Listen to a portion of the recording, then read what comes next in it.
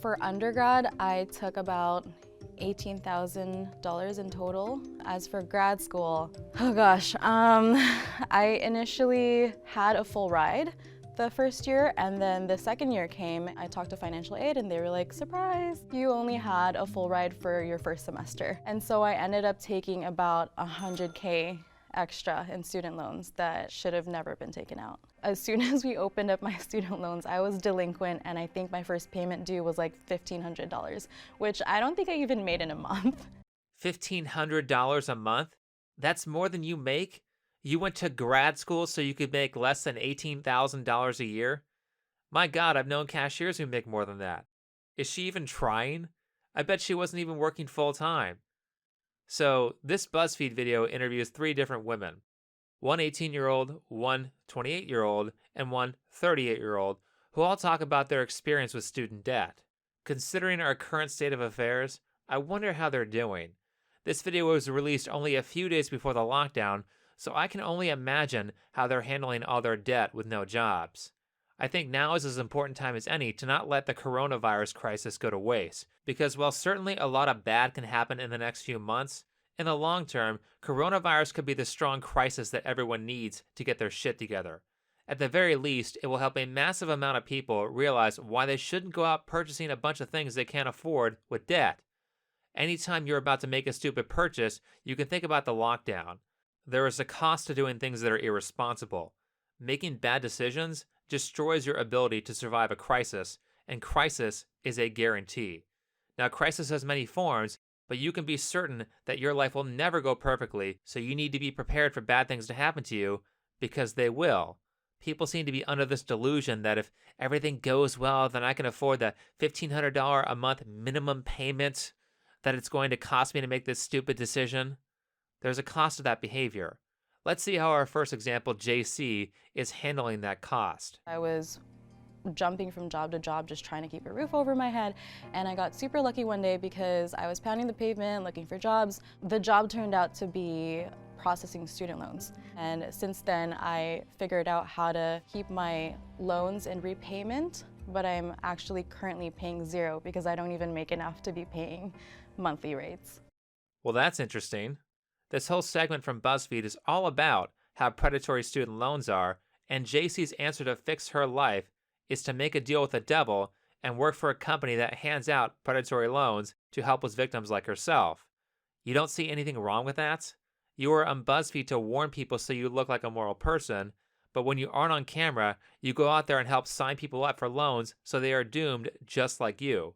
Is this the wonderful BuzzFeed feminist who's just trying to warn the children? She's 28 years old, and she currently pays $0 on her debt. So not only is she helping make the problem worse, but by her actions, clearly she's expecting someone else to pay for her mistakes. Understand, people notice things like this, particularly people who are valuable that you want around you. Over the years, I listened to many stories of people who have survived horrible situations. The number one thing they described that helped them survive were their strong family relationships or their close friendships. There's a person I mentioned before in another video named Rose Schindler, who was a survivor of Auschwitz. Before her father was killed, he told her and her 2 sisters to stay together.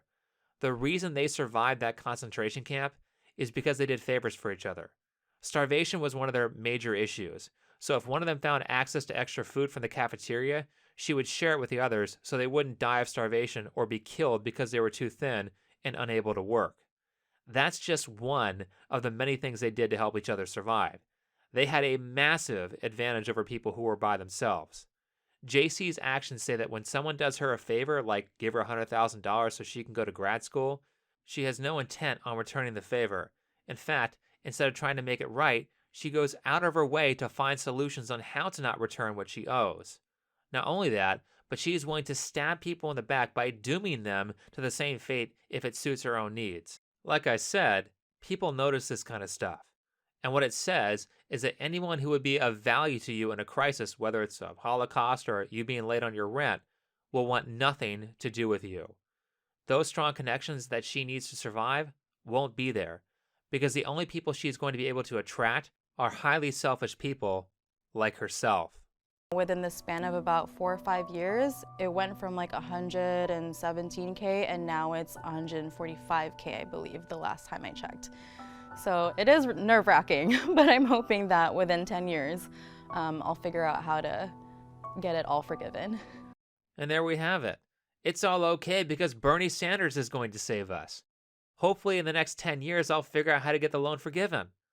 Is that how you approach everything in life? Make a huge mistake and then wait for someone else to save you? Allow me to let you in on a little secret. No one is going to save you. To everyone watching this video, no one is going to save you. Your mistakes are yours to pay for, and if you expect someone else to do it for you, then you will be broke forever, just like this chick is going to be. During a crisis, don't expect the government to solve all your problems. If you lost your job, go find another one. That might mean you're delivering pizzas until the lockdown is over, but delivering pizzas is a lot better than being completely broke. Don't just sit around. Find something to do and be a survivor, not someone who gives up and begs for help when things get difficult. Honestly, if I knew that I would have to have all those loans under my belt, I would have gone and applied to the Ivy League school of my dreams. I would have applied to Harvard. I wish somebody had told me you should never allow the logistics of something to keep you from achieving what really matters to you. Yeah, the logistics are that you are permanently in debt because you got a useless degree. Do you want to pay Harvard money for a useless degree? Look at her. She thinks this is funny.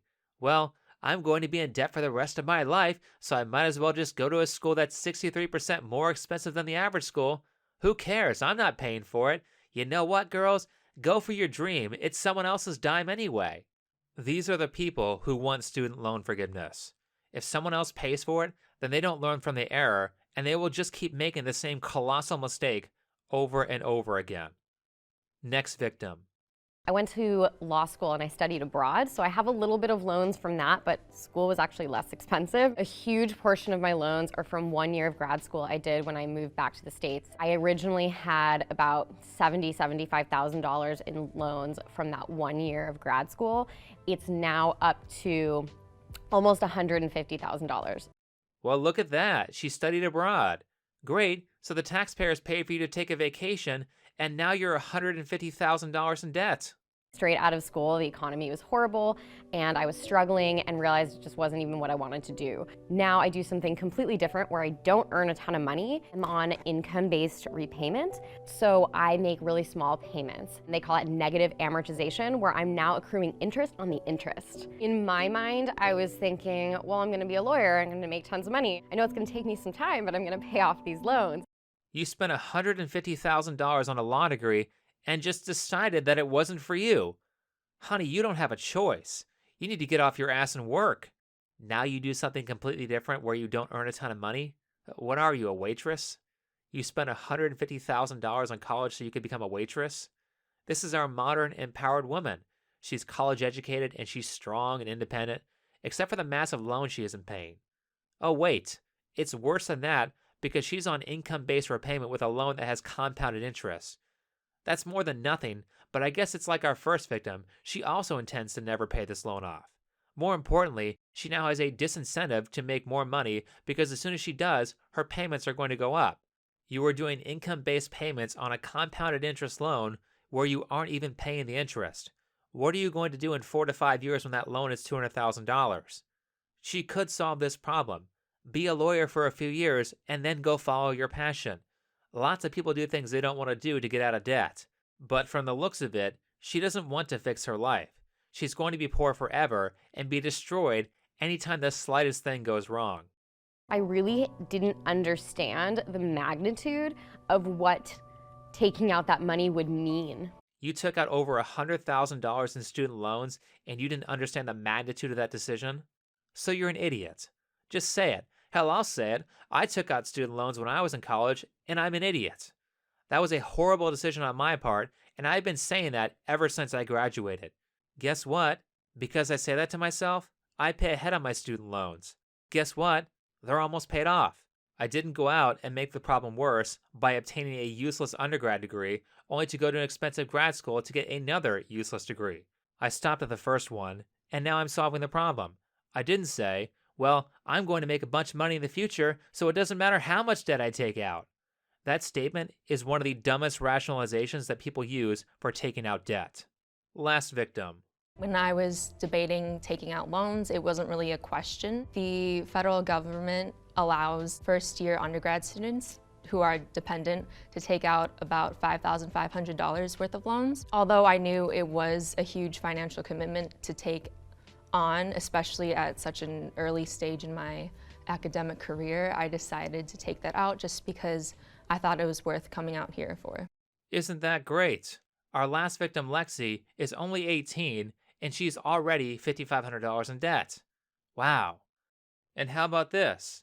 If you just keep taking out loans and paying whatever they say, do you think that colleges are going to decrease their prices? Of course not. Federally subsidized student loans are making school more expensive because they give you the artificial capacity to pay, which gives colleges way more demand.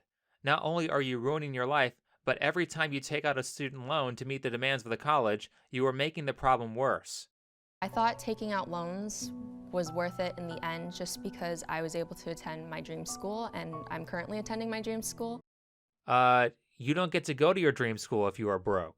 You get to live with your parents and then go to the closest, cheapest school to you instead of paying rent and out-of-state tuition like I suspect she's doing because she says things like, I thought the loan was worth it to come out here. She's going to end up just like the first two by the time she's finished with school. So I sincerely hope that this whole coronavirus event is eye-opening to the people who are not prepared. It's a lot harder to keep a roof over your head while you're paying 5 different creditors because you can't wait a little bit before making a purchase. A $500 monthly car payment for 5 years because you had to have your brand new dream car could kill you if things go wrong. Bad things are guaranteed to happen. Crisis is a guarantee. The less you are prepared for a crisis, the more they will happen. Small things that are no problem for people who are good with money, like a car breaking down, could ruin someone who is broke. Make sure that's not you. Right now we are in a health crisis, so how about you use that as an excuse to get your health in order? Eat less junk food, start exercising, lose weight. All of those things boost your immune system. A virus is way less of a deal to people who are healthy than to people who don't take care of themselves. You can also use this as an excuse to take care of your disaster supplies, like buying a firearm and learning how to use it. People will be a lot less likely to attack you or rob you during an emergency if they think they're going to be shot at.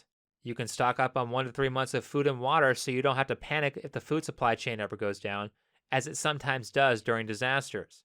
Finally, whether you are in a crisis or not, help people out who deserve it. Charity to deserving people, inside of a crisis and outside of a crisis, is how you create nice people who won't freak out when things go wrong. Help out your neighbors because that creates a community where everybody helps each other. That's how you keep yourself safe in bad times. That is how you keep the government from using panic to seize shitloads of power that they shouldn't have. If everyone is taken care of and not expecting someone else to solve all their problems, then all those horrible tricks that the government uses on society won't work in a crisis. And with that said, that will be enough for this video. So if you liked it, hit the like button, subscribe if you're new, comment and share. If you would like to support this channel, then you can do so with PayPal, Patreon, or Subscribestar. All of those links are in the description or on my channel page. Last, don't forget to check me out on Bitchute and Facebook. You can also find those in the description or on my channel page. Otherwise, see you in the next video. Thanks for watching.